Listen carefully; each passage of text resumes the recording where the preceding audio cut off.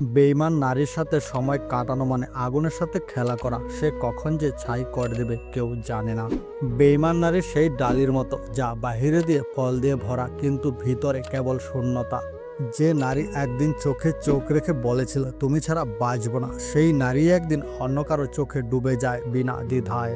কিছু নারী ভালোবাসাকে ব্যবহার করে নিজের স্বার্থ সিদ্ধির জন্য, আর যখন সেটা শেষ হয় তখন বলে তুমি বদলে গেছো।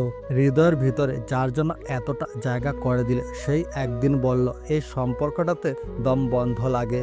তুমি তাকে বিশ্বাস করেছিলে নিজের চেয়েও বেশি, অথচ সে তোমাকে বিশ্বাসঘাতকতার পাঠ পড়িয়ে গেল চিরদিনের জন্য।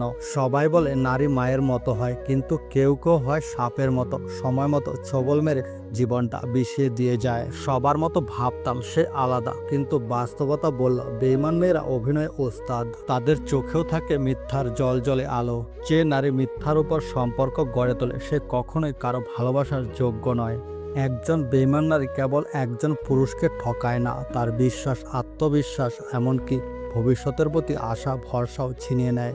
বেঈমান নারীর ভালোবাসা কখনো স্থায়ী হয় না। আজ তোমার জন্য সে আমাকে ছেড়েছে, কাল তোমাকে অন্য কারো জন্য ছাড়বে।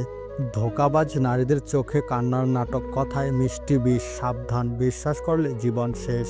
বেঈমান নারীকে বিশ্বাস করা মানে নিজের হাতে নিজের জীবনকে ধ্বংসের দিকে ঠেলে দেওয়া। যে নারী আজ তোমার জন্য অন্যকে ছেড়েছে, সে একদিন তোমাকে ছাড়বে অন্য কারো জন্য। ধোঁকাবাজ নারীদের হৃদয় নয়, বরফ গলানোর চেষ্টা করলে শুধু ঠান্ডাই পাবে। বেঈমান নারীর প্রেমে পড়ে সময় নষ্ট করো না, কারণ তারা ভালোবাসা বোঝে না। যে নারী বিশ্বাসঘাতকতা করতে পারে তার কাছে নিষ্ঠা আশা করা বোকামি। বেঈমান নারী কখনো কারোর হয় না, সে শুধু নিজের স্বার্থের জন্য ভালোবাসার মুখোশ পরে। ধোঁকাবাজ নারীর মিষ্টি কথায় ভুলো না, কারণ তাদের ভালোবাসা শুধুই সময়ের অপেক্ষা। তুমি যেভাবে আমার জীবন থেকে চলে গেলে, ঠিক সেইভাবেই আমার পুরো পৃথিবীটা অন্ধকার হয়ে গেল। মায়াবতী ছিলে তুমি, আমি ছিলাম তোমার অন্ধ ভক্ত। এখন শুধু তোমার ছায়া নিয়ে আমি রাত কাটাই। তুমি হাসলে আমি বিশ্বাস করতাম, আজ বুঝি তোমার হাসির পেছনে ছিল বিদায় লুকানো।